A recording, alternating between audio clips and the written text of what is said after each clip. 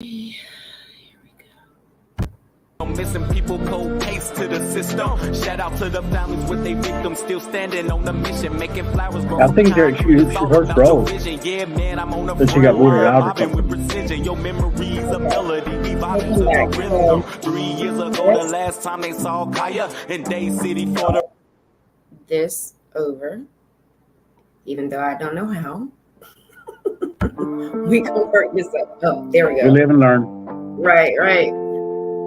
So it's 7 o'clock now, and we'll just go ahead and let this play until she gets back on. And I don't know if people can hear us or not while this is playing.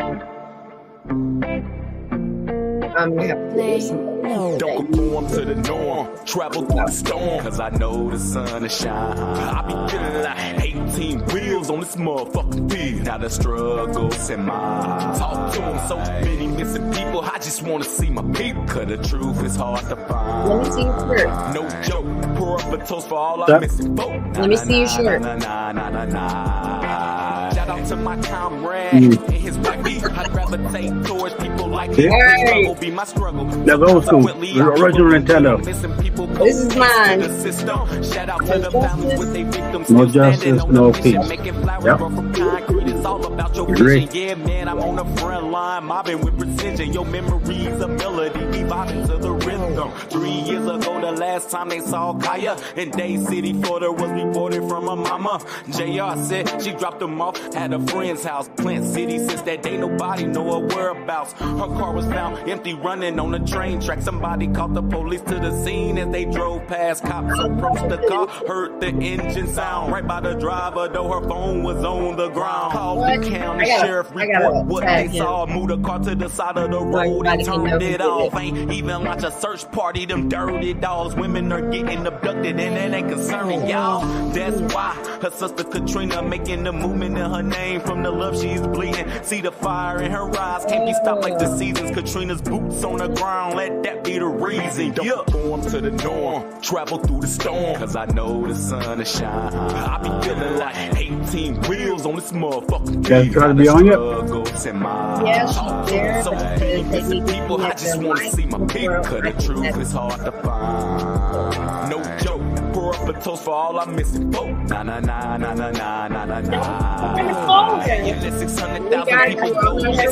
4,400 people are found by statistics. The odds of us finding our 4.7%. Man, I gotta spread the message. Veronica went missing off in Plant City. Weeks before Kaya's disappearance, no kid. There we go. Sorry, that's the first time I did that. So I like that song.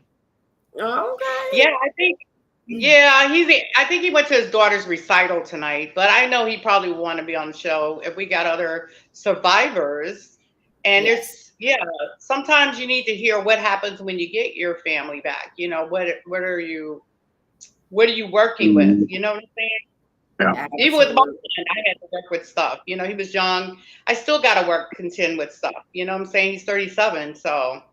Well, let's start at the beginning. We're live now, so everyone can hear you and everyone's watching. Tell us how your son came to be missing. I was married at the time, and I had just miscarried. I was in the hospital. I came home to a note that my husband had taken our son to Pakistan. So that's how it started. And I had been there before. So because I had been there before, I could kind of visualize where he might be over there. So that's how it started. He took our son. He came back. He came back without him. And when he came back without him, I was very angry, went off on him as you would do. And then he stated that he would go back and get our son. And when I came back by himself? He came back without our son. Mm-hmm. Wow. And I'd gone to the State Department. I talked to the State Department. I talked to missing and exploited children. Mm-hmm. I talked to everyone. And then I was told that there's no treaties. We have no treaties with Pakistan. We can't house you. We can't escort you. You're on your own. And I was 32 years old. So just imagine. crazy. I was young. Yeah, I was young. So do you know, I'm sorry. No, you were saying something?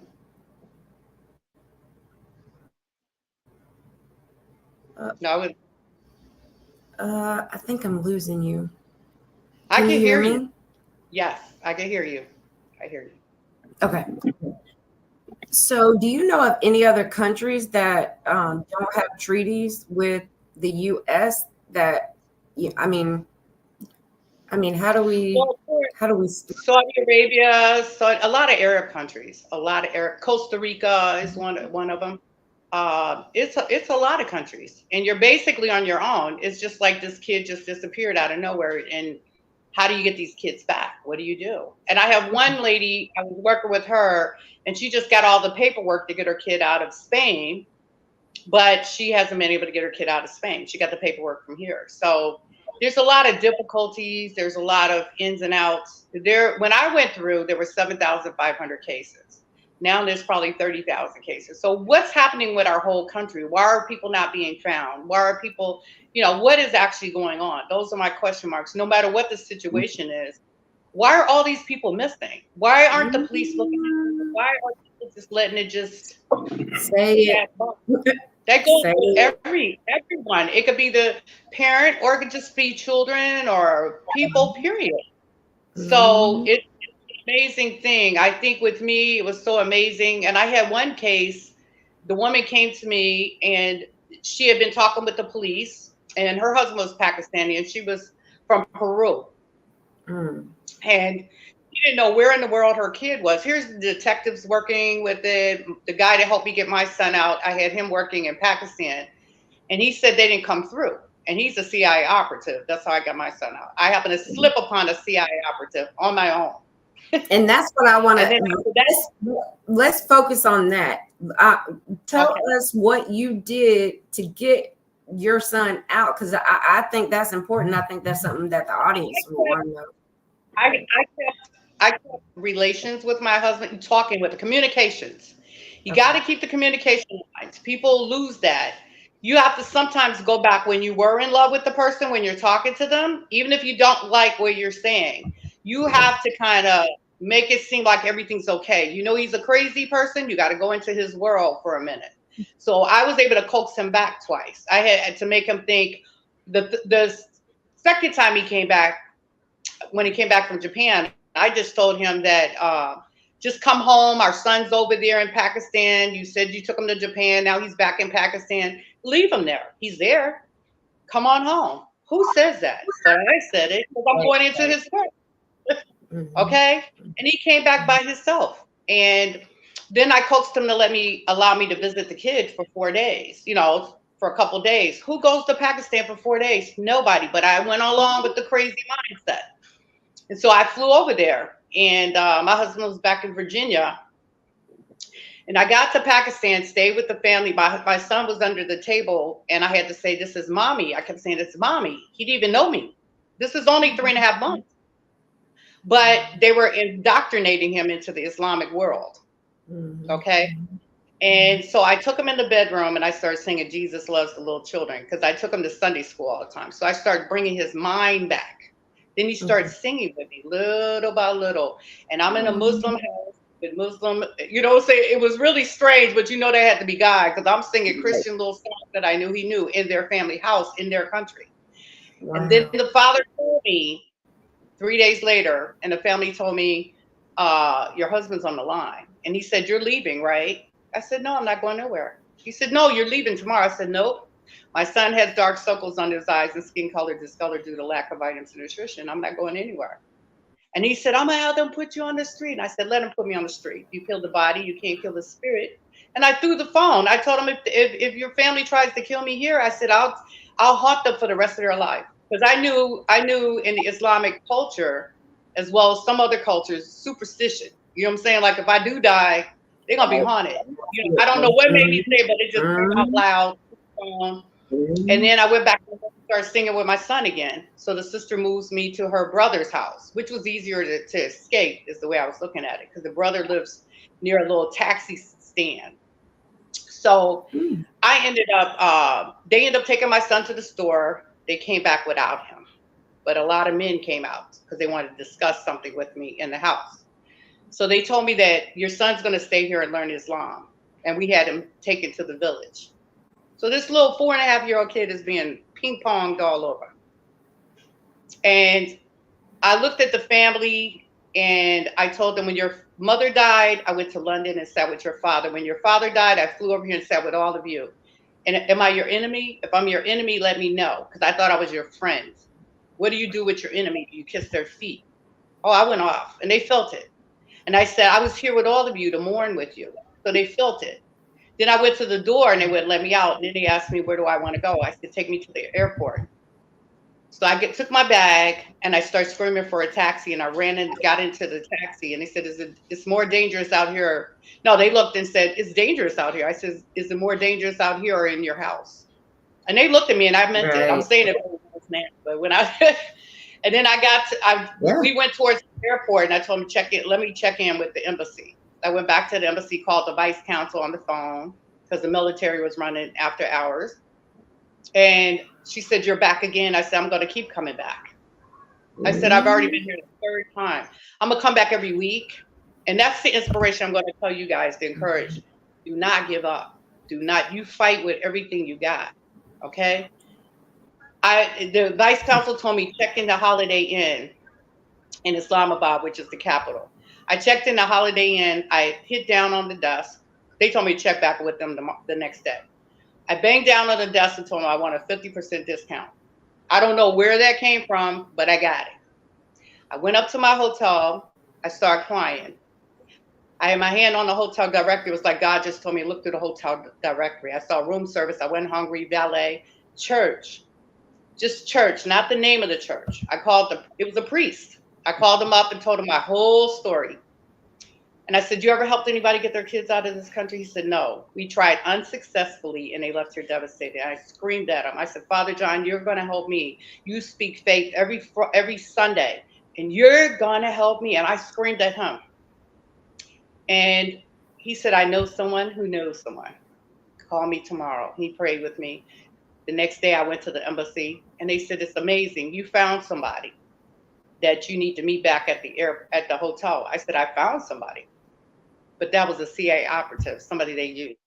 All this time, going back and forth to Pakistan with our government, they had somebody right there that could have helped me. I was 32.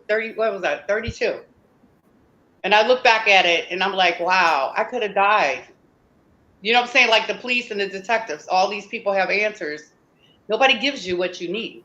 Do you get what I'm saying? But I trusted God. God, he just put me in different paths, this path.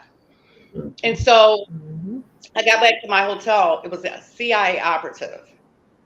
And he told me to call back to one of my sisters. So I called one of my sisters. He took the phone. He said, I want you to call back to the family and tell the family that your sister left here devastated. She's in Germany with a general friend of the family. She had a nervous breakdown and she'll be back in America in 2 weeks. So he moved me into a safe house. I stayed in the safe house for 2 weeks. And while I was in the safe house, they ended up he arranged stuff where the family could be rounded up. I had to pay him money under the table to pay the top officials to get a warrant to have the whole family detained, because you cannot arrest them, but you can detain them. Wait. You had to pay the government?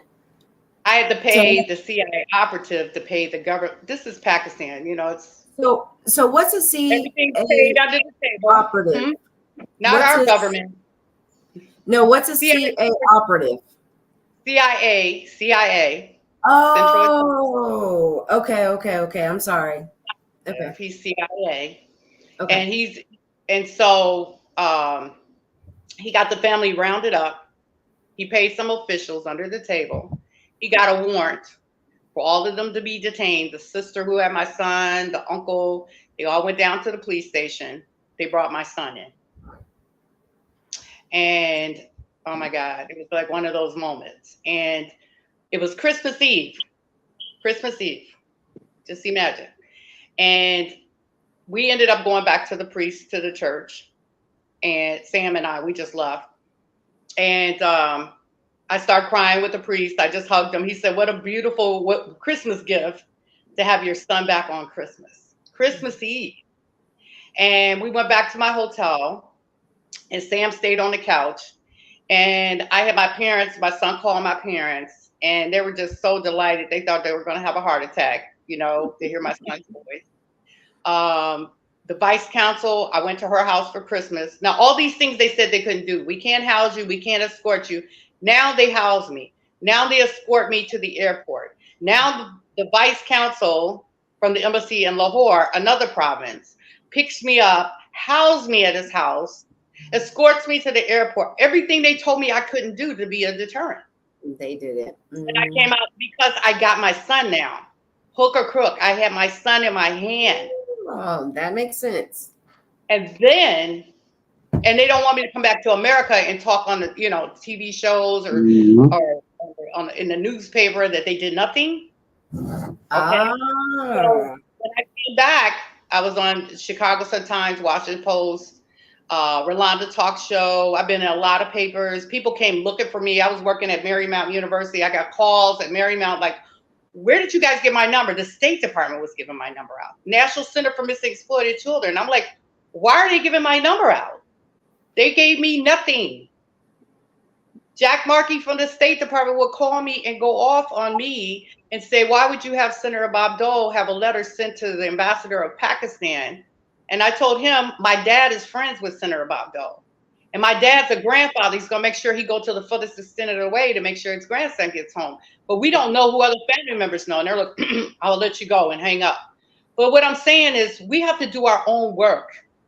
When we're finding people, Wait. Okay. Say it one more time for the people in the back that didn't hear you. We have to do our own investigative work. Why? And we have to stay encouraged. I just stayed in the Lord. I just prayed a lot. I just believe that all things are possible in God, that there's nothing impossible through the Lord Jesus Christ. I mean, mine was a lot different. I was just going to believe. I said, if God said it, then it is. That was my belief. Why do you feel like we have to do the work? Why do you feel that? I mean, what were the circumstances that you went through to make you feel like that? I know why I feel like that. I'm sure Fidencio knows what he feels. Okay.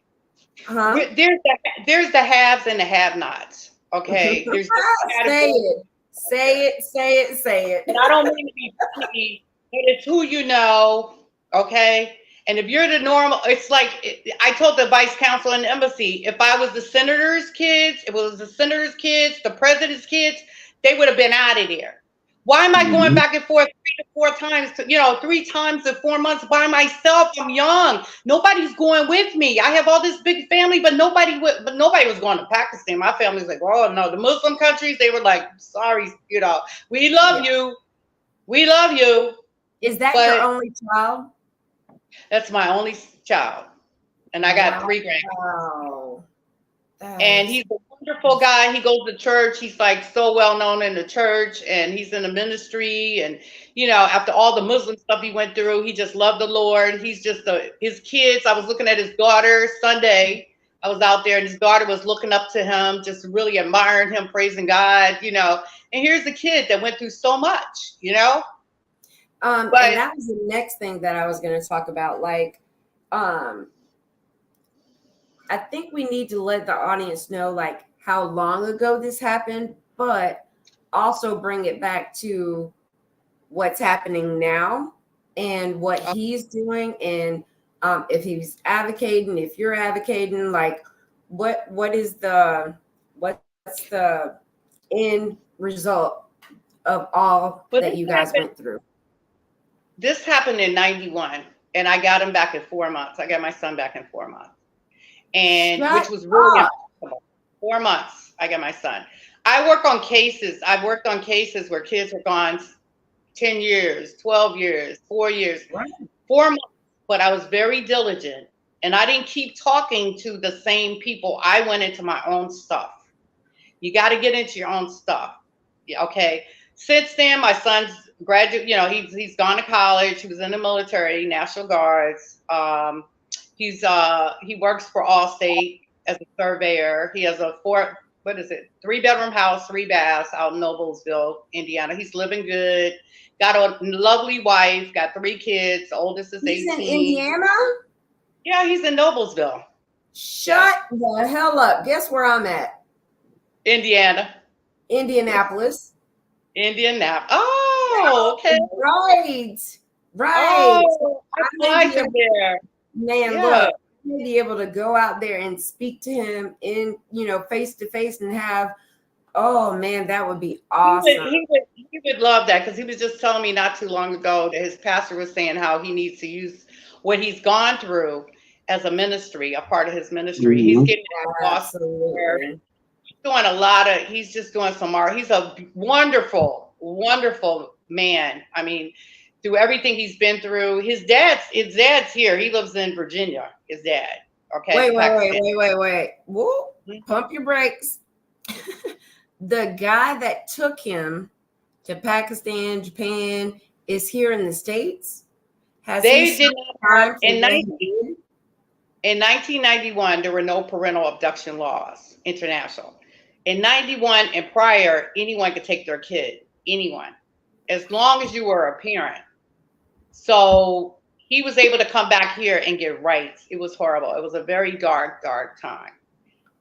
He's married again. He has 3 other kids. He's married to a Pakistani. Yeah, he's benefiting. He works at Reagan National Airport in D.C. Well, it's Virginia, but he works right there at American. He's benefiting. Oh my God, that's crazy. Hey, Brian. He doesn't really talk to his son. He texts him. He's into the text. But, you learn to forgive him. It's so long ago. It was so long ago that he's called me since, and he asked me to forgive him, and he cried, and, crying don't matter. I just told him that I forgive because God wants me to forgive for myself. It has nothing to do with him. It has something to do with what I got to do. Well, I'm glad you can do that. I'm glad you can do that, because I'm not at that point yet. Are you, Brian? So this is Brian. Brian's brother, Johnny Hunt, went missing. And talk about Johnny so she'll know. I'm sorry, go ahead. Oh, go ahead. Well, no, I'm trying to get my adjustment. No, you go ahead. So Brian is my brother-in-law. Hi, Brian's brother, Johnny, went missing in 2018. I know, but every time I talk about it, I want to say so much more, but I don't want to overstep my boundaries. Like, my dad is married to their mom. Okay. Yeah. And you know what? I think I need to roll it back, and I think Fidencio needs to introduce himself to you so you know what he's going through with his fight for the missing. And I think that Brian needs to let you know what he's going through. Okay. With his missing. So Fidencio, if you want to go first. Well, I mean, kind of already said, some of the story. Veronica, my oldest daughter, she came up missing January of 2020, January 18th. Well, she went out with a couple of friends of hers. She's a mother of 3. Her husband, he was very controlling, very abusive. And of course, I didn't find this out till after the fact, after she came up missing, after we did some digging. But yeah, she went out. She got home, late at night. She left to go pick up her kids who were at the babysitters. It was about a little bit after 1. She got home about 1:45 and was never seen since. Which, of course, she made it home to her husband. But this was on a Saturday early in the morning at 1:40 in the morning. And he didn't contact me until Sunday afternoon, about 3:35. asking me if I knew where my daughter was at. It was just red flags after red flags, and our sheriff's department, all they had to say was she was an adult and she took off. As an adult, she could do that. She was very active with her kids, very active at the school with the kids. She texts me every day, if not every other day. So she was happy. Yeah. So when cops tell me that, no, I refuse to believe it. And it took them like 6 months before they actually took it serious. Okay. And like I said, after a year, they pretty much gave up. They told me that I will not hear from them again unless the city finds her or somebody finds her on the side of the road dead or something. The police told him that they are done. Don't call them. They will call him. They are done. And this is the same county that my sister went missing in, okay? This is what we are going through in this fight to find Kaya and Veronica. But and like you, okay, let me finish, Katrina. Okay, I'm sorry. And like you, Donna, I did everything I could do. I mean, I could still do more, but there's legal parts that I cannot do. Right. They could do that. I'm not authorized to do it, or else I'm going to jail myself. Right. Only reason I know the time she got home, because I don't know if you mess with Android phones or whatever, but she had a Chromebook that she linked up to her phone, and it's all linked up to Google Maps and stuff like that. So I knew everywhere she went. I was able to break into her laptop, get all that information.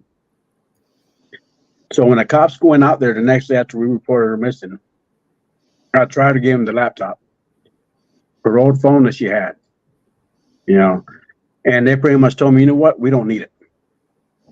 We do not need that. And I'm like, that gives you all the information you need. The neighbors had video cameras outside the house. Mm-hmm. I said, look, the neighbors have cameras. Once you ask them for the camera footage, they refused it. They didn't want it. So like you said, it's all in who you know. I mean, if we were a family of money, of importance, at this point, it's not even a color thing. It's all in who you are in society. Mm-hmm. Which it's sad, and for a point there, I figured, I pay my taxes. We pay their salary to do their job. So in reality, we're supposed to rely on them. Mm-hmm. But like you said, in fact, the facts are we're supposed to do our work ourselves. Because relying on them, it's nothing will get done. And like I said, I mean, I learned that the hard way. They don't give you a handbook, say this is what you do when you got a loved one missing. They don't give you nothing. You have to figure it out for yourself. Right. And even fundraisers. I've worked with some clients where I did fundraisers. You know what I'm saying? Because sometimes you got to raise the awareness. You got to get letters from senators and congressmen. You have to kind of, it's like you're doing a political thing for your sister, your daughter. Yeah. You know what I'm saying? My daughter. It's Foster. Your daughter. Miss Foster. I'm sorry, I gotta cut you off there because we had a fundraiser for 2 years for what was it, $800, $1,200 just to get a billboard, and it took us 2 years to get that. And I was just at the point where no, I had to give the rest of it so we can get a billboard in the area. They don't care. It's like, and I hate to say this, but it's the truth. Fred Hampton said, it's a class struggle, goddammit. It is. You can be white, black, Mexican, Puerto Rican, Chinese, Pakistani, it doesn't matter. If you are in a structural culture that is beneath the higher class, We're nothing. We're nothing. We're nothing.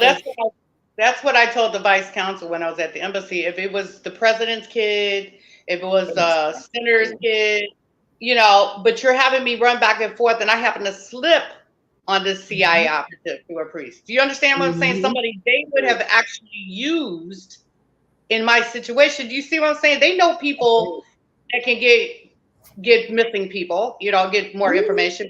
But we have to be the ones, and then when I came back, Jack Markey took me to lunch at the Naval Conservatory, the restaurant right across from the State Department. And I asked him, why did you try to deter me? Why, when I was getting my son, you were calling me up, going off on me? They were going off on me because I was getting too close. Why? Why did you have to do that? Why did you? He told me why. He said, because our job is to lower the expectations, okay? And for us not to allow an international incident, because the more I was going back and forth, it could cause an international incident. It's all about them. It's all about them. You understand? So it's not about me. They looked at it as you were the problem. Yeah, right. Exactly. But I kept going back and forth, and I end up running into the right person that they used. Do you get what I'm saying? And you were drawing eyes. Pardon me? You were drawing eyes, attention. Yeah, but I'm sorry. Let's stop. Brian. Yeah. Talk about Johnny, please. Okay. Don't want to interrupt everybody, but I mean, it's okay because I just want everyone to let her know, because she's already gone through so much stuff, and let the public know as well, like the things that we're all going through in this group. I think it's important, and Miss Donna may be able to help us. So I think we all need to tell our stories. Go ahead, any John. help would do. I mean, like she said, everybody said it's the same thing. I mean, really, my brother disappeared on 2018 in May 28th on his way from Tennessee down to Georgia to visit. He never showed up. He was supposedly let out of the car on the side of the highway, Cleveland, Tennessee, and never been heard of since. We all have the same problems. We've learned, and I don't want to offend anybody, but I mean, and it's not. Say what you got to say. I know. Love you. There's plenty of people out there, Absolutely. but everyone, when they're in a situation, comes to find out the hard truth that they are alone after this happens. Because you're trying to get media, you're trying to get the police, you're trying to get attention, you're trying to get people to, and exactly, they don't care. You're sitting in the house looking at stare at four walls, asking yourself, what do I do? I'm what? No one to help you. You got a loved one that's missing. You're mentally just destroyed, and it's okay. It's okay. Take your time. I'm still mentally destroyed. I mean, my whole life is. I'm not even me no more. And it's kind of like, I don't know. No, you are so right, Brian. You're so right. I'm not the Trina that I was 5 years ago, and Kyle went missing in 2020. Fidencio is not the same Fidencio 4 years ago when his daughter went missing. Like, none of us are the same. And I know it hurts, but we have to tell everyone's story. And that's why the missing struggle is the missing struggle. I don't know any other way to say it. So take your time. It's okay. And again, I want to tell the public that Brian Hunt is my brother-in-law forever and always. My dad was married to their mom. And when I talk about Kaya, I talk about Brian, and I talk about Tanaya, period, because they're all my family, period, point blank. I will add to this, Brian, and if anyone doesn't like it, they can see me They can email me, themissingstruggle@gmail.com, or they can call me at 863-632-7013, and that's my personal cell phone. And if they don't like it, what? Johnny told me before he went missing that his girlfriend would hit on him, and he didn't want to fight her back because he's a man. His mama taught him right, as they say. But yeah, and I got the screenshots to prove it. I got receipts, as they say. But that's my brother, period, point blank. And as Black people, we don't understand the stepbrother. What is it? Stepbrother, half brother. I don't understand all that. I know that Johnny was my brother. Period. I don't even know no other way to say it. But I'm not going to bring you into this, Brian. But if anyone has anything to say about that, they can see me about it. Period. Period. And I don't care. Please see me. I'll give you my address. Just inbox me, email me, or whatever, because I will come and see you. Just saying. Okay, I'm sorry, Brian. I'm sorry. Let's go to Donna because she is our guest tonight. I'll let you go. I'll let you go. For real. Don't. You're okay.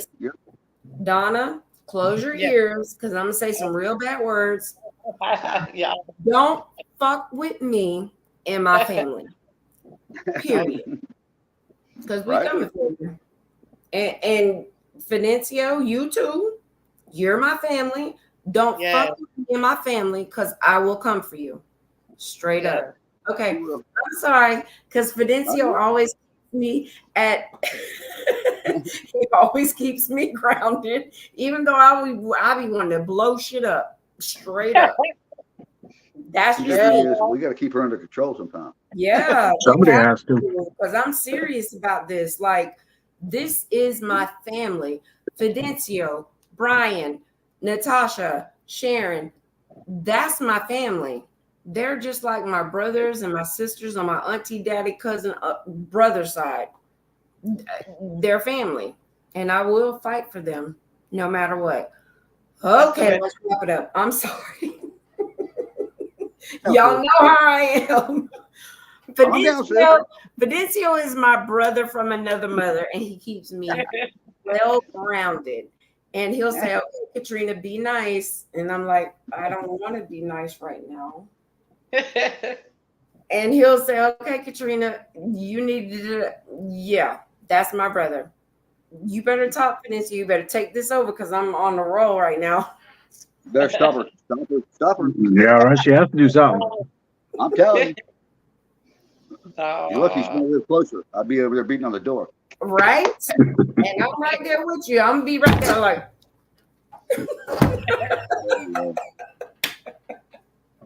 So now our main thing is really, how do we change the process of this? That's it. The main goal. I mean, there's power in numbers. There's power in numbers, and remember that. That's number one. And if we can get together and write, I know Congress and Senate is crazy right now, but that's who I used when I had clients whose kids were taken. I just did what I had to do. I just got a bunch of letters. I got a congressional book, and we wrote every congressman, every senator, and we just wanted letters. You understand? Because sometimes you could present that to the police department that we're actually getting in touch with whoever, these congressional people, although it's kind of crazy right now, our politics. But you got to do what you got to do. And then you got to hire your own people. You got to get people out there, And if you're doing fundraisers, maybe not in the same town. Maybe you got to go somewhere else to do the fundraisers just to bring awareness. And I got an organization I'm going to hook you up with. There's a woman that has an organization. She helps get kids back parentally abducted. But still, she's good. She does all kinds of fundraisers. She does stuff in D.C. They raise a lot of money, So maybe she can give you some ideas. Who is because it? money will change things. Money, Mhm.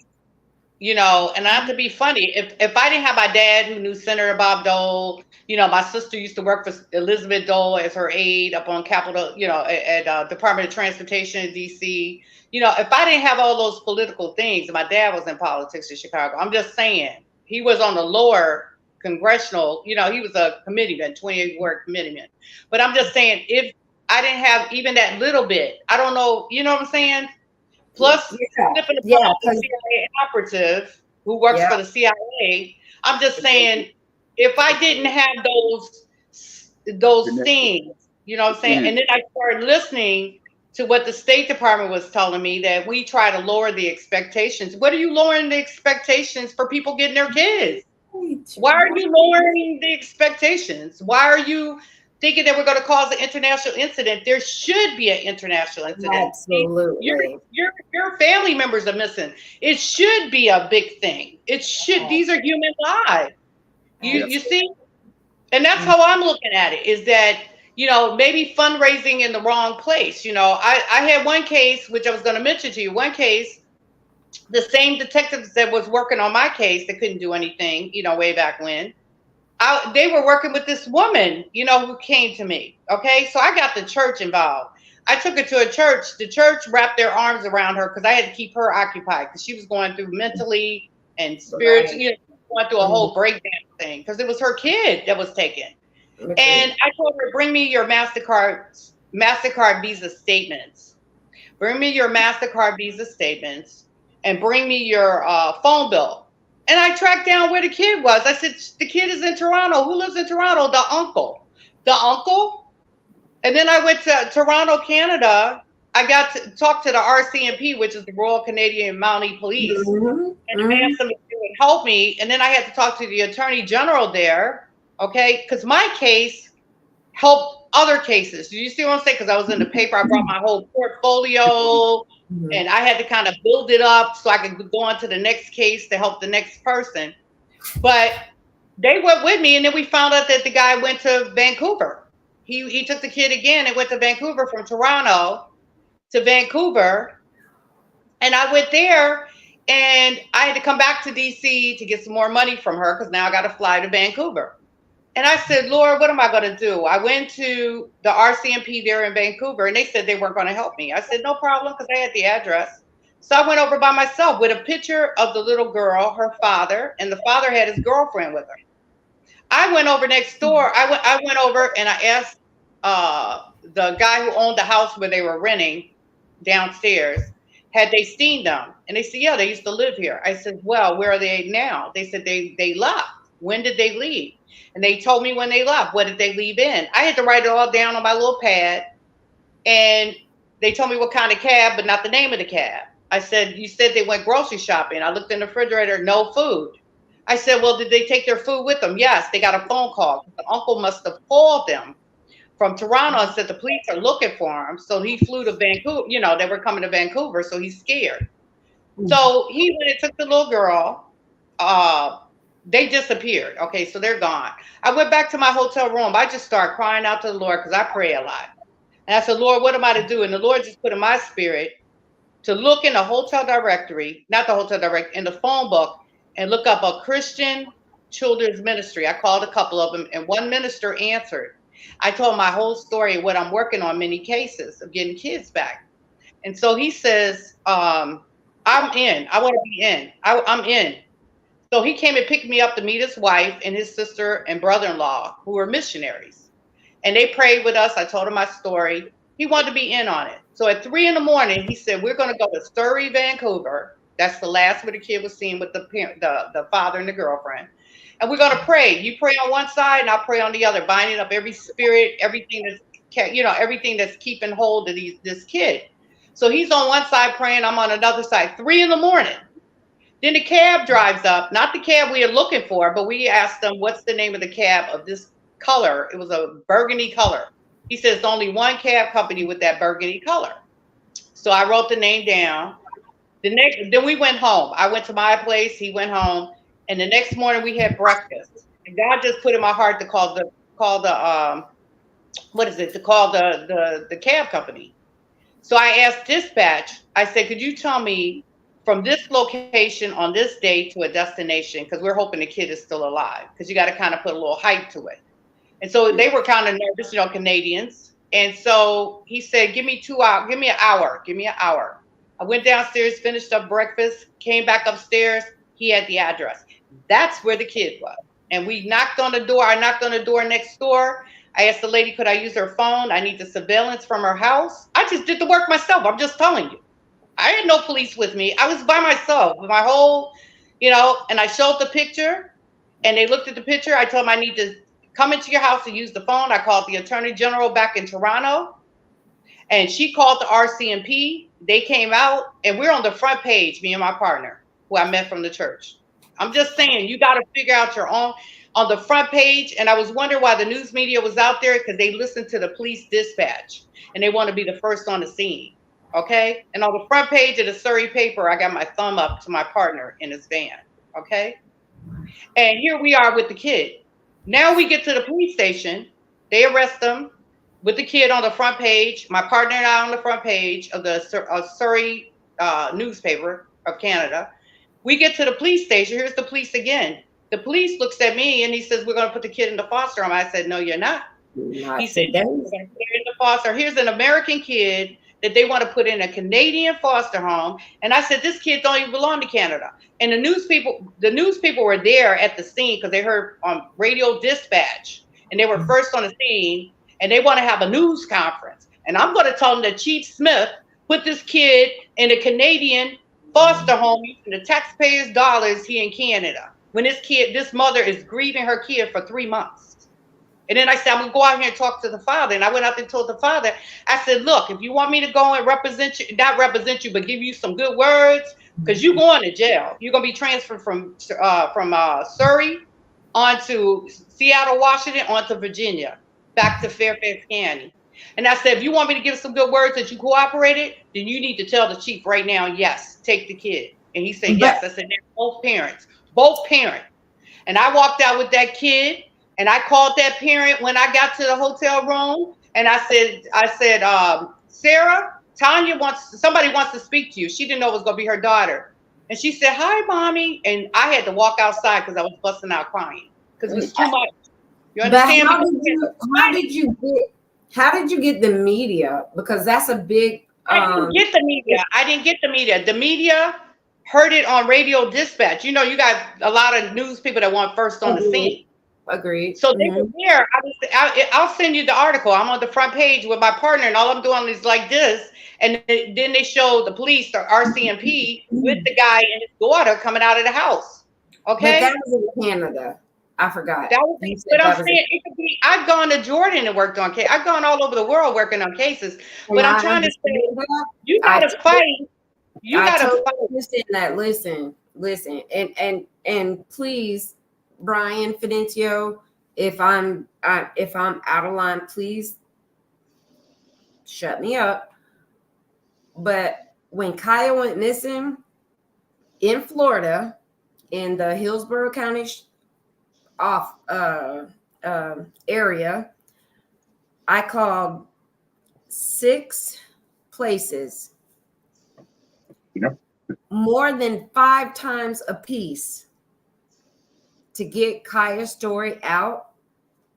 I only got one person from Bay News 9 that came out and actually covered her story. But I'll add this. She was a mixed female that had a history of drug use. And I got one person. And I called and I called and I called and I called. Because I'm a very what's the word I want to say for this? Proactive. Yeah, absolutely. I agree with you 100%, Katrina, because I had the same issue. Yes. I had exactly the same issue. I called multiple stations, and they told me we will not cover the story unless the police department calls us. That's the only way we'll do it. And the only reason we got one news channel to do it is because my sister, who's a teacher, she knew somebody who's a teacher whose her husband works at the one of the news stations, and that's He the turned- only way. It's like she said, it's who you know. Yeah, it's who you know. And then It's after that, they all came in like vultures. They all Yeah. want to do the story after that. It's Yeah. all about Well, ratings and money. Huh? What were you gonna say? I said it's all about the numbers, ratings. It's It all don't- about it- the it- numbers. It's all about the You money. don't It's care all about the about person or class.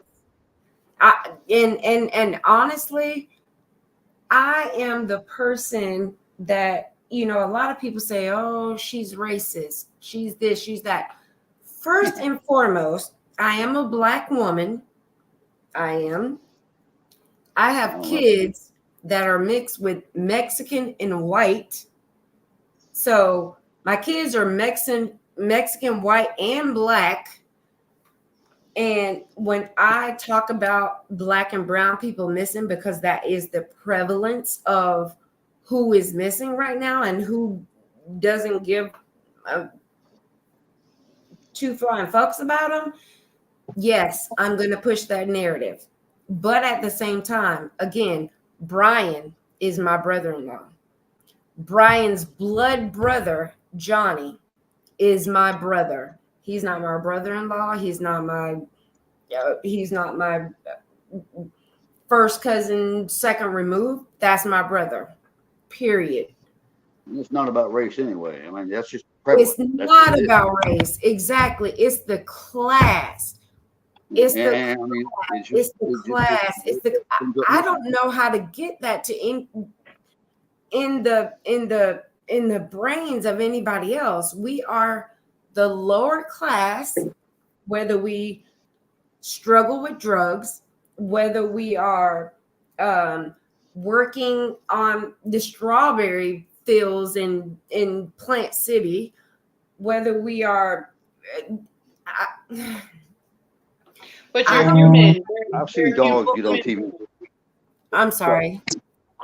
You know, cats get on TV for a week because they're stuck in a tree. A cat. Wait. They'll talk about a cat. Wait. If you kick a cat, you're going to jail.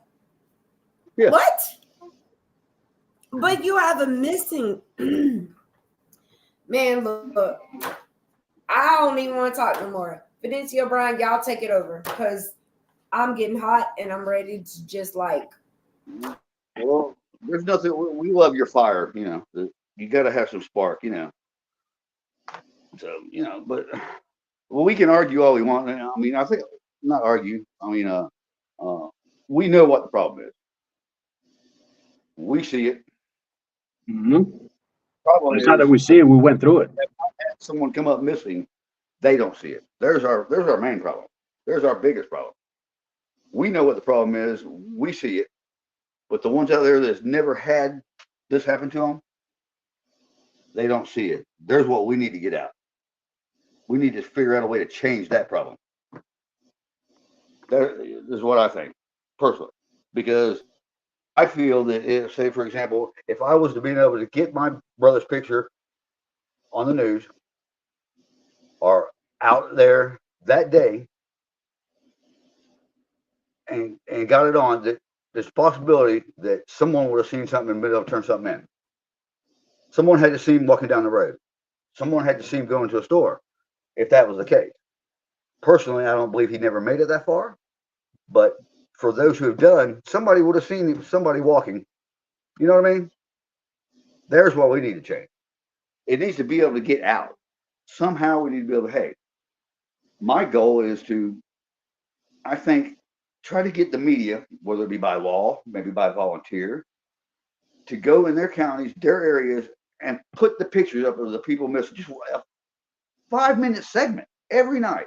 This person went missing. Have you seen them? There is my goal. People can Are be able you to both see in them. Florida? Are you both in Florida? No, I live in Georgia now. Georgia. Sis lives in Indiana.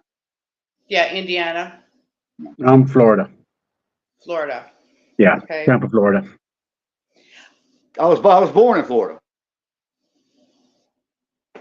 I got a list of media people like 60 Minutes, 2020, and maybe a letter sent to them on the stories as far as the organizations that they get itself to show the different stories of what's happening. You know what I'm saying? And broadcast it. I'll give it to you, a list. And sometimes you got to send something in to kind of bring the story out there. It has to be put out there. Yeah.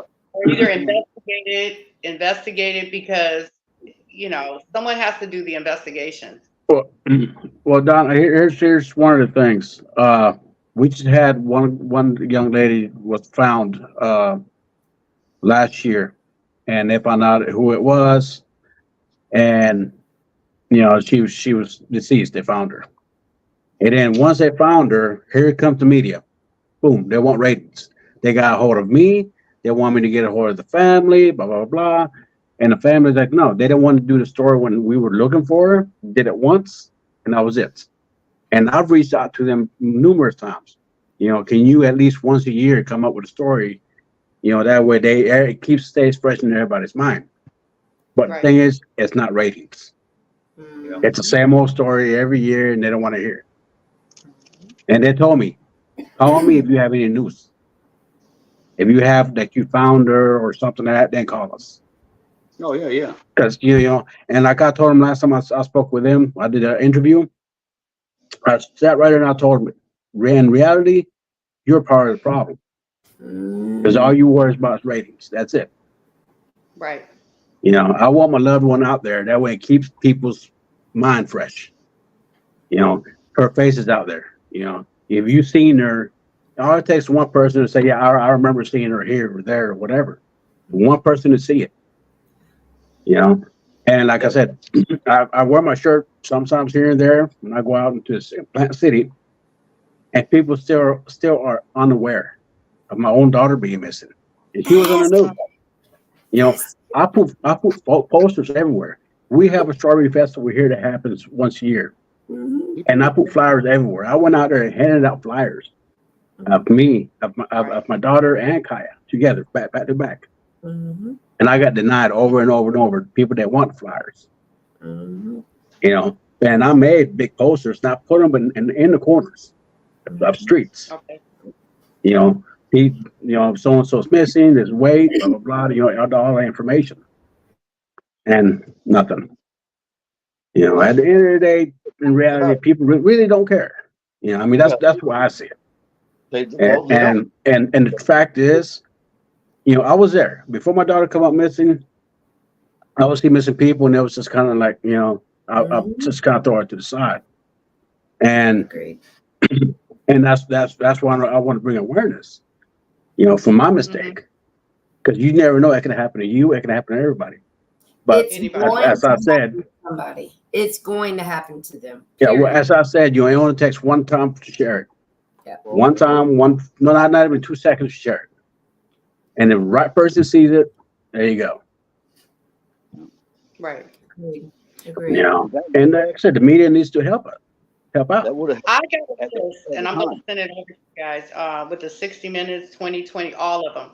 And it's a list I gave to another woman who's going through some stuff. But that's with news media.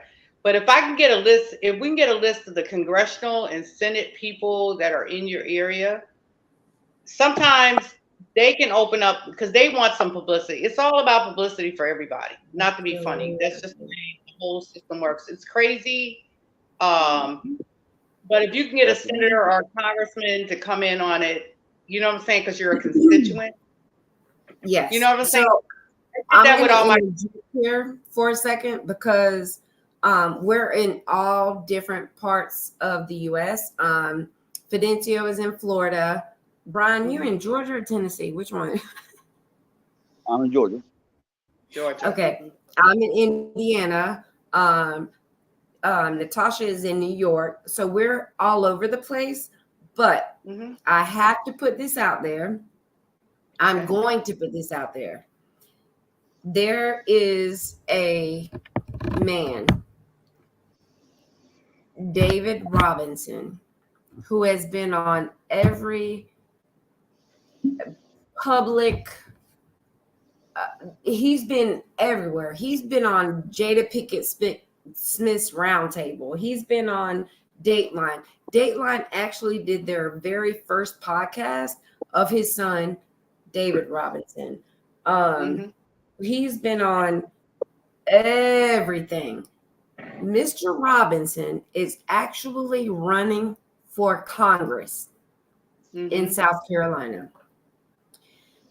We, as the Missing Struggle, are going to endorse him. We are going to volunteer. We're going to do everything that we can to make sure that he makes it into office, period. If I'm going to find every domestic violence group that I can to endorse him.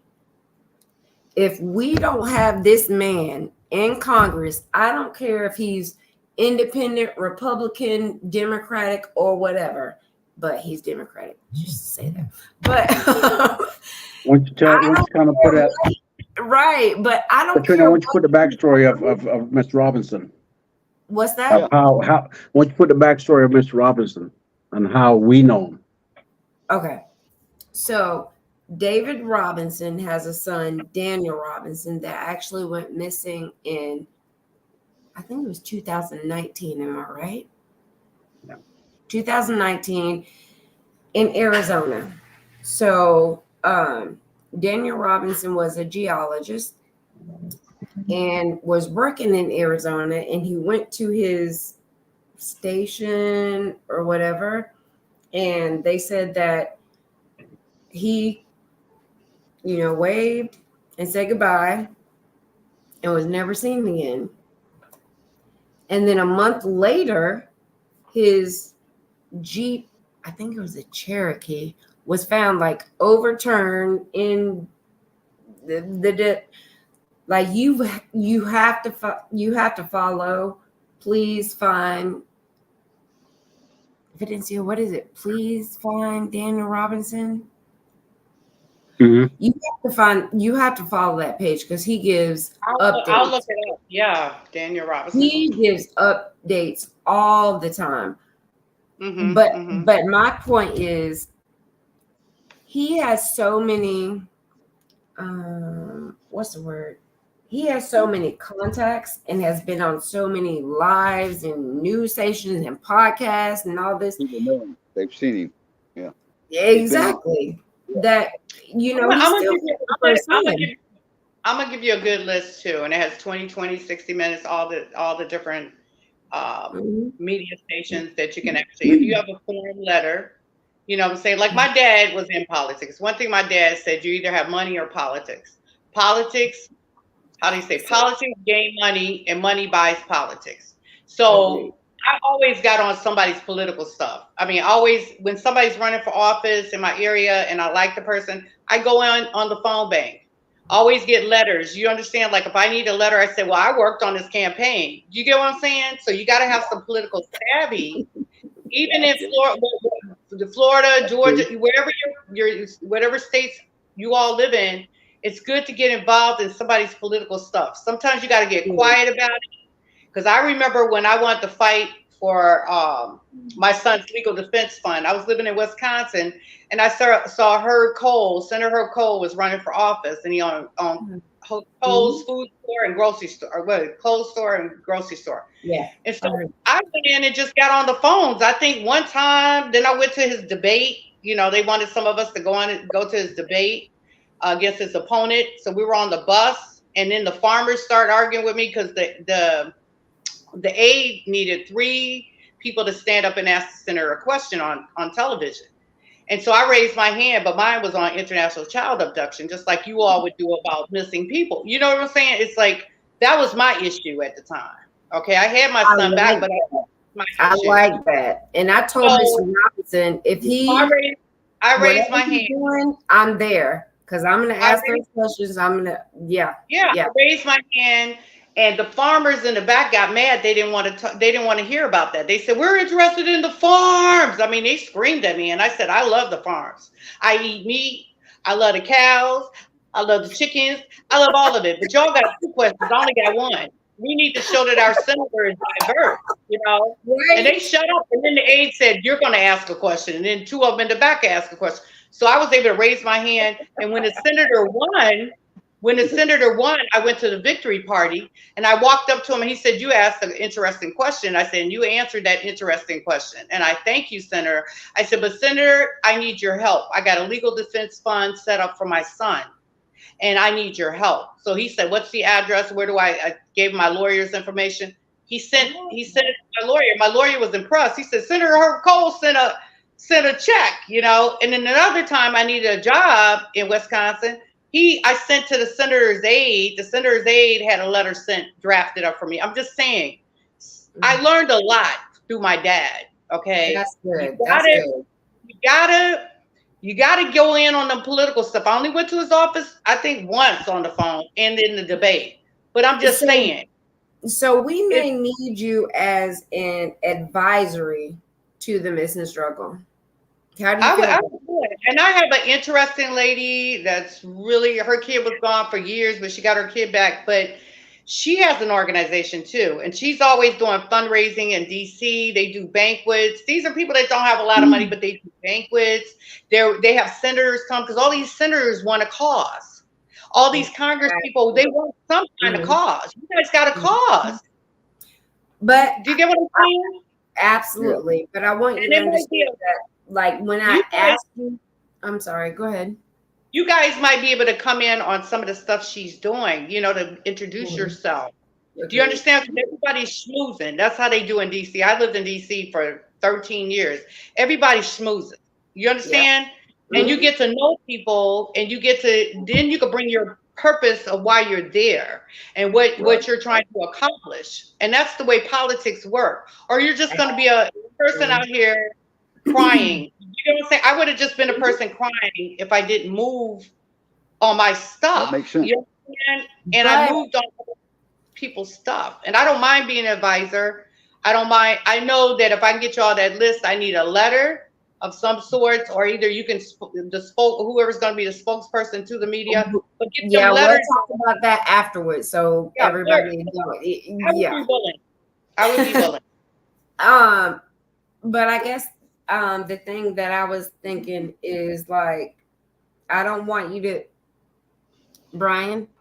Yeah, I'm here. What were you gonna say? I said I was saying what she's saying makes perfectly good sense. Absolutely. And for us, we're honestly not trying to be that group. Like, I hate to say this because I don't want to down any organization, but Black and Missing, we don't want to be that organization that is only for that. We want to be the organization that helps everybody. If we can, emotionally, physically, financially, we want to help everyone find their loved ones because we're going through that exact same thing. But but we have to baby step by baby step. Baby steps. Absolutely. But we don't want anyone to think that we're not going to help them, but we have to have those avenues to do that. Again, even just for the Missing Struggle, it took 2 years to get 1,800 or 1,500 to get our billboards? Do you remember? $1,500. Mm-hmm. $1,500. It took us 2 years to get that. And that was what, for 3 days? For 30 days. 30 days. It makes no sense. But again, I'm not the type to ask for anything. Fidencio's the same way, and I know Brian's the same way. We are very prideful people, and we are going to fight for our people, but we're not going to ask for anything. We're going to help those that need help, but we're not going to ask for help for our own missing loved ones. That's just us. That's our heart. That's our compassion. That's our love. That's our, I don't even know how else to explain it. Please, guys, help me.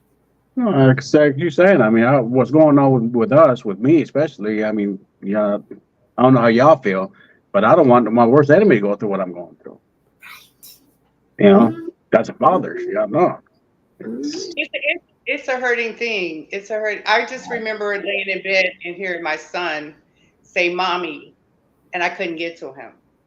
And I Mm-mm. told people, I told my when I speak at places, that's the worst thing that can happen. Mhm. You know, That bothers me so bad. Like all you that can do is bothers me fight. so You gotta ask God for the energy bad. to fight, and He gives it to you. You know, it's just that's what woke me up every morning was knowing that I had a fight the next day. You know what I'm saying? That energy I want to put it in the right perspective, the right Yeah. place. You know, and it's sad that the world is the way it is, but it is a political world. It is the haves and the have-nots.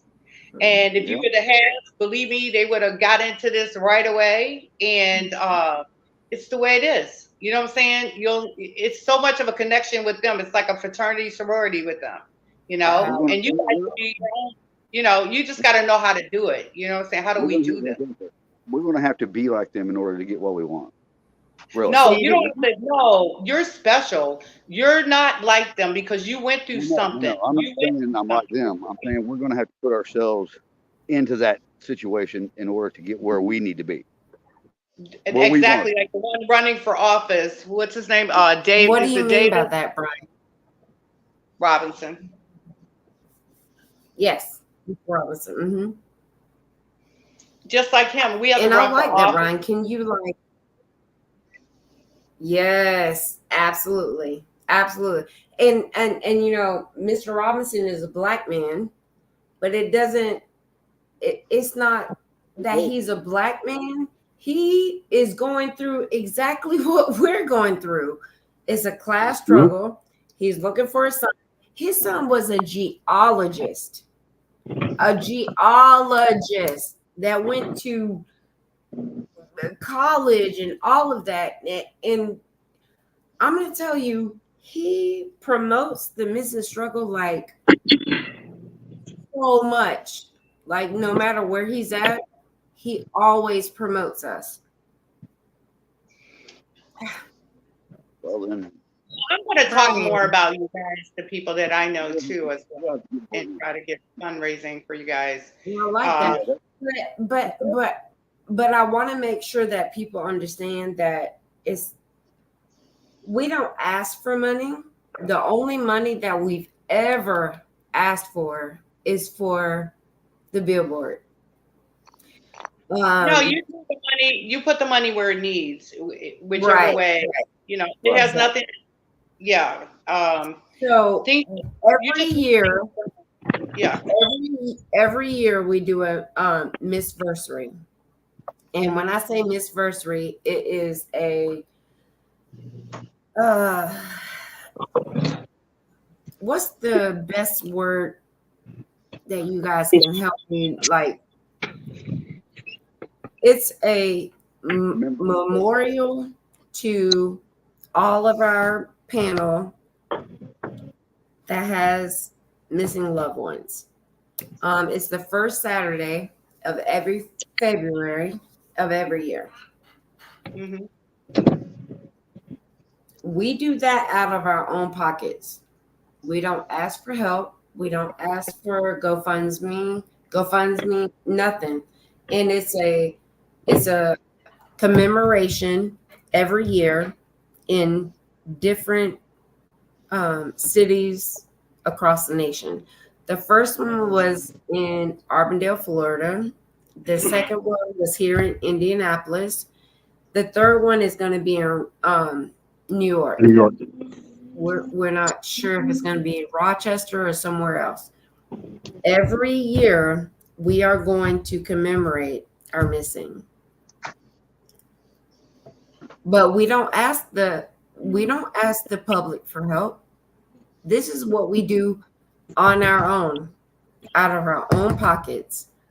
Um, we have speakers, we have food, we have entertainment, we have this is something that we do on our own. We're not asking for handouts. What we're asking for is help. We're asking for Well, it's all camaraderie. I'm sorry. Go ahead. And the help we ask for is to help share our missing, get it out there. Right. And the Struggle that we go through. You know, I mean, it's the same thing. I mean, it's all going to run hand in hand eventually. I mean, if we're going to, in order to get where we need to get, where we want to get, in order to help everybody that has been through this, is going through this, a good part, they will go through this in their life with someone. You know, we're going to have to. I mean, in a way, if we're going to be doing donations, and we'll be asking for donation because we're going to have to. It's not for us personally. It's for those who are missing. But we do need help. In order to get to where we can help the people. That's all I want to say.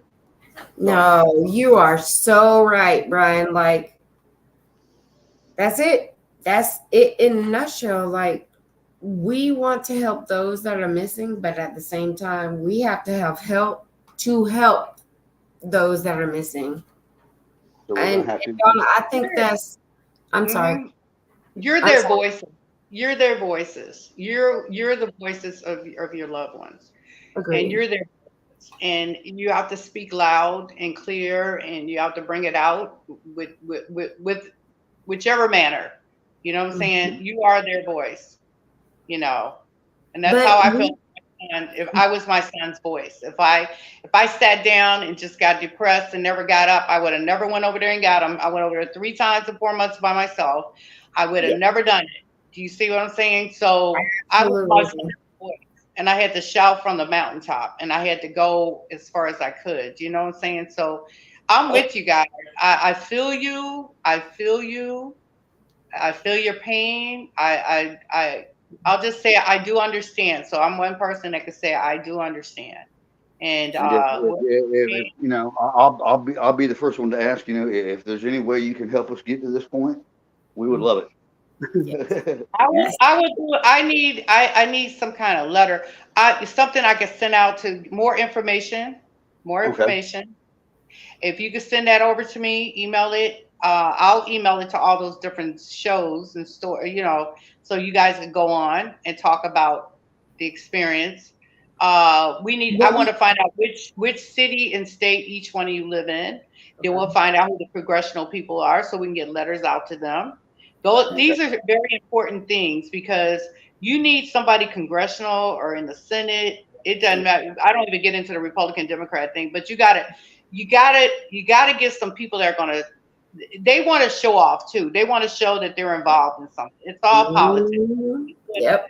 Agreed. It's crazy, but it got to be done. And the more people we have in the political realm, it's going to help with the little people. When I say the little people, these police and all these, I'm just saying sometimes you got to go way above them, okay, to get things done. And everybody, just like with Jack Markey, when he called me and said, "Why would you send us a letter? Have your dad send us a letter to be sent to the ambassador in Pakistan?" I said, my dad's friends with Senator Bob Dole. It was Senator Bob Dole's letter. But see, when I told my dad's a friend of his, then all of a sudden he said, "I'm sending it out." Do you see what I'm saying? So sometimes you too got to pull the political. It don't matter how poor or rich you are. Sometimes you got to pull a political thing on the people that aren't doing their jobs.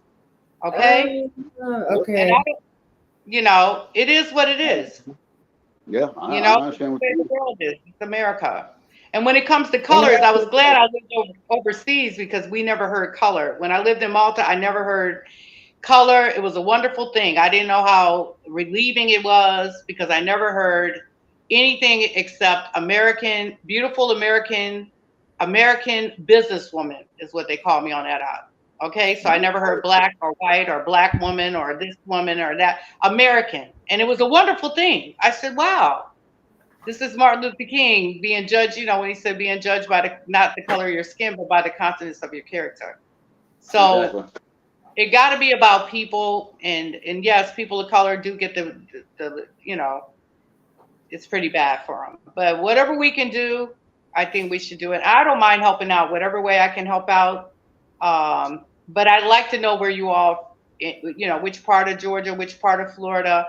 If you could email it over to me, and then we just get those congressional people. That's the way, because they'll come in. Believe me, they'll come in on this. So we just got to get a letter drafted up, a little background of the story. That sounds like a winner to me. I mean, if that'll get us started and get us, get to where we need to be, then that's what we'll do. Yeah. Something's got to. We got to go somewhere. Mm-hmm. We got to make that step, and if that's what's got to be done, I'm game for it. I got no problem with it. That's cool. No, I agree 100%. City and state. And maybe you can get them on the broadcast. Get one of the political people on the broadcast. Start working it however you got to work it, because it's all about getting the answer. Getting the answer to your problem. And again, that's the issue. We're in different parts of the state, but I think I agree with you. We have to get those people in those parts of our community to get on here and talk about it. Because again, it's like, hey, it's time for us to vote. Let's get them out there. I agree with you. There you go. We have gone way over our time. I'm sorry, Brian. Go ahead. It goes both ways. Say it again, Brian. We can help them while they're helping us. It goes both ways. Exactly. And that's why I'm pushing David Robinson like so hard. Listen, again. Yeah, he's a start. I mean, that's a start. Exactly. He has a son, his only son. No, I don't think it's his only son. But his son is missing. Like, why would people of the missing not want him on the ballot? Why would they not? You know what? That's a whole nother show. Why don't you get him on the show? I like that. Let's do it. So get him on the show. Get him on the show. Oh. Yeah. Listen. Oh, I got the phone. I'm gonna call him right after this. Get him on the show, and all of us could be on it and just say we're voting for you. You got to get him on the show. You got to get him on the show. I love it. What we'll do is we'll run a banner in the background of him. Right. Also. There you go. We got to do the advertising. That's going to help him, which will help us. And people need to know how you feel, because if you can get on a TV show and talk about how you all feel about him, because he feels what you guys feel. He understands. You understand what I'm saying? And if people will feel for that, even if they didn't have that situation, but they'll say, wow, he's heartfelt. He feels, because a lot of people don't feel nothing. It's all about the green. But to see somebody who went through it and feel the same pain, it makes a world of a difference. Mm-hmm. So I'm texting him right now. And Donna, we need to make sure we have your email and contact information. That way we can send you our information. Yeah, send it to me, and I'm going to get the congressman and senators in your area, and we're just going to get them boosted up, and I'll get you all reports, the letters, make sure that they send letters out to you guys, you know what I'm saying? And let's just, you compile those letters, and then you could show the police, whoever, and say, hey, I'm in touch with Senator so-and-so in Congress. You got a name, you got to throw names. I throw names out there because I work on some political campaigns, even for a day. I just like to say I worked on your campaign. Okay. You know what I'm saying? Sometimes you got to come out and go off on them. Like I'm a constituent. I voted for you. I stayed in your office on them phones. I do it here where I live. I get on their phones. So I have a mouth. I know how to bring their name up when I need something. You understand? Yeah. And you got to get political. You can't internalize it within yourself, and you know what I'm saying, because it'll destroy you. You have to kind of come out of yourself, and you got to have them do what they're supposed to be doing. You know, this is their job. I totally understand and totally agree. And what I need you to do, Miss Foster, is please put your information, your contact information in. Correct. We need that. Yeah. It can either be in the comments, or you can send it to me privately or whatever. So we can always keep in touch, because that we can email our information to you and all that, and and I'll look up you all's congressional people and senators, because we need to, that's how you're going to get things done. That's the way this world is. It's crazy. I used to think it wasn't real. My dad would tell us that as kids, until I got older and I had the situation. Then I realized how important the politics is, because we're just, it's real. That's Are you okay, Fidencio? You got something to say? No. I'm listening. Oh, okay. All right. I agree with you 100%. I was brought up by my grandparents. So let's talk about that. My grandparents, and if y'all don't know, yeah, I'm Black. And my grandparents were Black, and they did not play the radio. They're like, no, you're going to watch this. You're gonna... Listen, we need to vote. We need to talk about those that we are voting for. And we lost Miss Foster. Yes. Oh, shit. And it's not about Black, white, Mexican, Puerto Rican, Asian, whatever. It's about, here she's back. It's not like about Black, white, Mexican, Puerto Rican, Asian. It's not about that. It's about the class. It's about the class. It's about the class. Huh? I said, no, it's really just about being human and having a heart and caring. It ain't got about class, or it ain't got to be anything. Here's our own problem. Do you really think that, Brian? Politics rise, yes. But Brian. Yeah, politics like that. Politics is like that. It's who you know, what you know. Exactly. Brian, do you really think that if Johnny was the son of the sheriff of... You don't even have to finish it. Yeah. Huh? I said, you don't even have to finish the question. I know what you're saying. There's no doubt about it. Exactly. So it's a class of people. It's a class of how much money do you have? Which all in the end leads down to politics and bullshit. Exactly. Exactly. Who do you know? How much money you got? What are we going to do? Who's your family?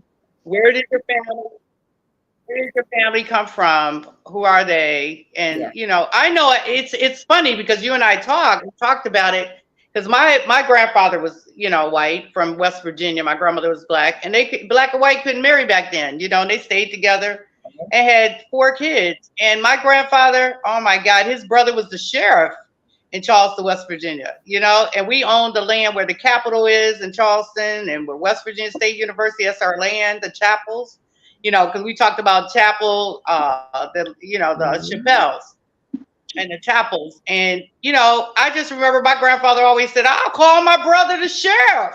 He used to go off and everybody get quiet. You know what I'm saying? And I brought up my uncle one time when I was in West Virginia on a situation, and I said he was the sheriff from 1924 to 1945. And they looked at me because they saw me as Black. I said, oh, no, he was white just like y'all. I told the police. They got quiet and they brought one person out. I'm just saying, I pull the race card sometimes when I have to, they look at me. But I'm saying, but I don't get into all that, because I love the fact that my grandmother and grandfather stayed together until death do them part. They didn't let nobody stop them from being in love. And I just thought that was a wonderful thing. So we never even talked about color till Martin Luther King died. I didn't even know, I never knew what color was what, till And Martin I Luther feel King the died. same way with Brian's mom. So we never even got into, but my dad always taught us politics, and he always taught us how to work politics. So I do know That's good to know, though. that's what's needed, because you guys are very important to, you're important. We're all humans. We're important. Why is Brian, one Life better than is the other? important. agreed. Brian's Exactly. mom, who is the whitest of the whitest white girls I've ever saw in my life, Hey, girl, come on. was married to my black daddy, all black. Like, That's how my grandmother and grandfather was. My grandfather was very white, did not tan, but my grandfather was very dark. But it didn't even matter, for us. right. We never talked about it in our household till Martin Luther King died, because my grandfather visited, and my dad said, "Get your grandfather in the house." I said, "Why? They're having riots, so why does he have to come in? Because they're beating up white people." And I'm like, "Granddad, you got to come in the house because you're white." And my grandfather, he was so upset. And my mother said, "Why would you tell her something?" Ask my dad, told my dad, "Why would you tell her that? Because now she's looking at colors, she's looking at the shades." I was like, "What colors? What's I'm that?" gonna laugh. It's not funny, We never discussed that in our household. Then when I moved to Malta, I lived down by Sicily, and my boyfriend was Italian. He said, "Now you're someplace where it's not that stupid American thing." You know what I'm saying? It's dumb. Because he said, "I'm darker than you," and he was Sicilian. He's like, "I got more blood in me." So he knew that he had African blood in him. Oh, you know history. But I was like, how messed up are we in America? Because people Wait, over there, stop. they don't Stop. care. What did you say? It's a mystery. She's laughing. What'd you say? It was funny. I had a good time over there because it was just no color thing. We never sorry. talked about. We never talked about. Mystery. What's What you laughing? I'm sorry. I'm trying to figure out where the mystery was. The mystery. Oh my God. I'm sorry. Oh, I'm not. It is not a laughing matter. We all have missing loved ones, but I'm just like, people look at me and they're like, they don't know what color I am because I look like this. So they don't know if I'm black. Look like what? What do you look like? Exactly. So they don't know if I'm black, white, Mexican, Puerto Rican, Asian. But again, it doesn't matter. It's a good thing to look like everybody. When I travel the world, I love it because nobody knows. It's a good thing. Get in. They'll say, "Are you Moroccan? Are you Spanish? Are you?" I love it. I love it because I get them mixed up. I'm not mixed up, but I get them mixed up, and I love it. Especially if my hair is down. I got a lot of hair. I love it. I enjoy it. I love it, and it's so much fun because nobody really cares over there. You know what I'm saying? You That's come here and really it becomes a class thing. It becomes a color thing, and it's like, do I have to come back to America to hear this? It's right.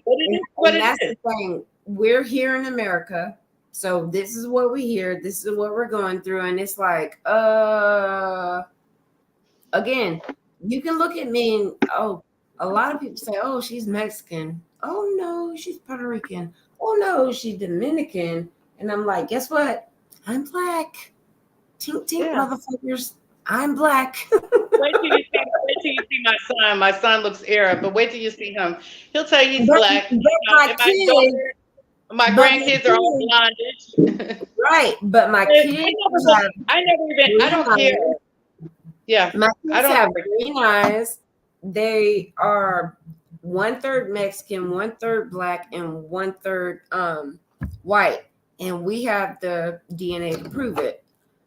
So, yeah. So, I mean, it's crazy. Listen, we are at. But when you travel, when you travel and you go overseas, you never hear this. You can go to Spanish countries and they got a black grandmother or a white grandfather. Nobody cares. They're just whatever. They're Dominican or they're this. I love it. But you come to America and like that. Why can't we all be like that? Again, Brian's mom was married to my dad. My dad loved Shirley, loved her to the ends of the earth. Like, he would jump off planes, trains, and automobiles because of Shirley. And she's the whitest white girl I've ever saw in my whole entire life. Pretty white. Yeah. But he loved her. But sometimes color, it's not even a color thing. It's who's a good person. You know, I don't. For me, and again, you are so correct. But in the I don't even. You know, I married. My first husband was Pakistani. My second husband was Jewish, and he's a Russian Jew. I mean, for me, I don't care. You know, for me, it's like, what's the personality? I don't even. With my grandkids, we never talk about color. They're black. You're white. You're this, that. I try not to get them into that because I want them to live in Europe eventually, maybe Italy. We were talking about it. So, because their mother's half Italian. And I just think, just get away where we don't hear this. I don't think anybody needs. People question me. And because when I talk about missing people, I usually like focus in on Black and brown people. And they're like, oh, you're racist. Nigga. And I can say nigga because I'm a nigga, straight up. Whoa,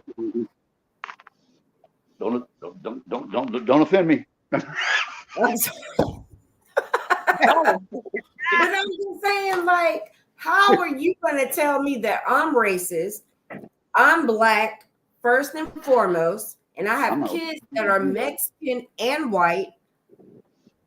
How are you going to call me a racist? Sometimes you don't have to explain. I am trying to help find. And again, my dad knew no color. He loved Shirley Hunt, period, point blank. And he would die for Shirley Hunt and her kids, all of her kids.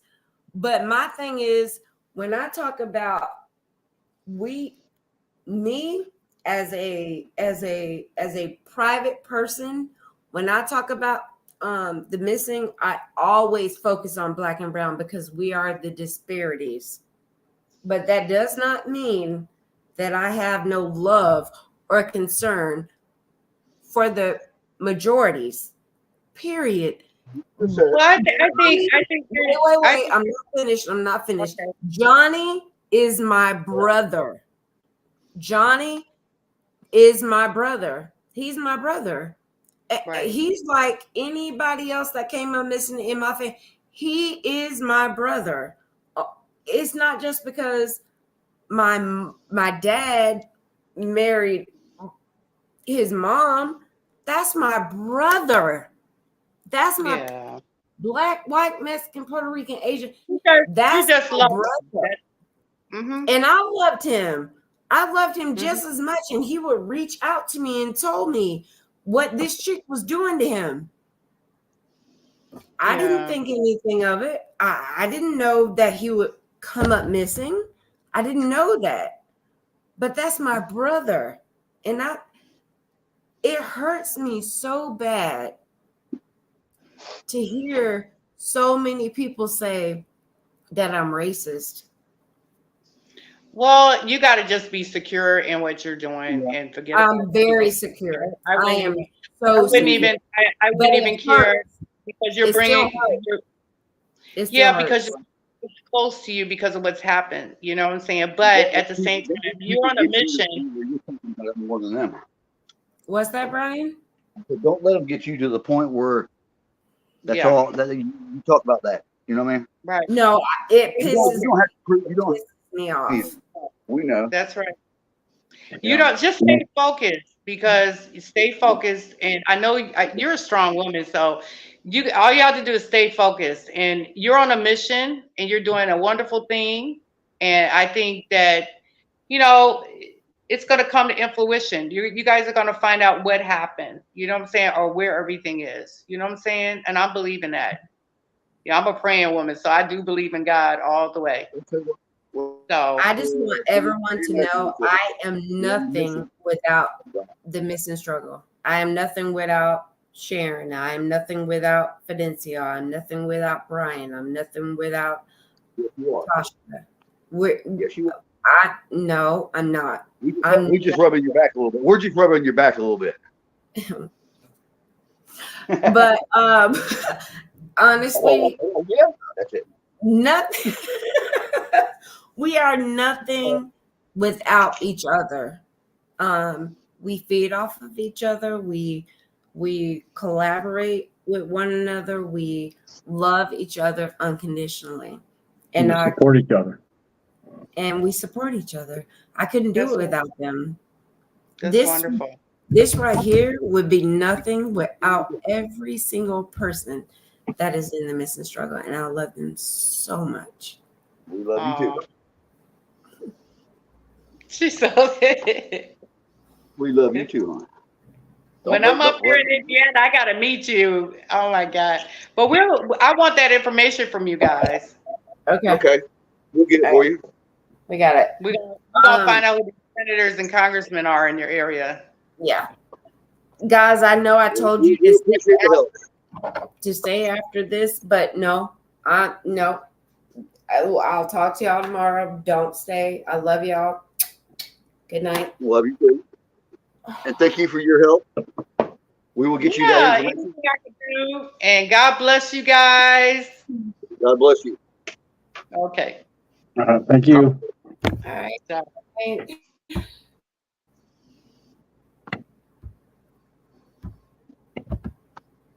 Oh my gosh, I can't even get off the live. Are you serious?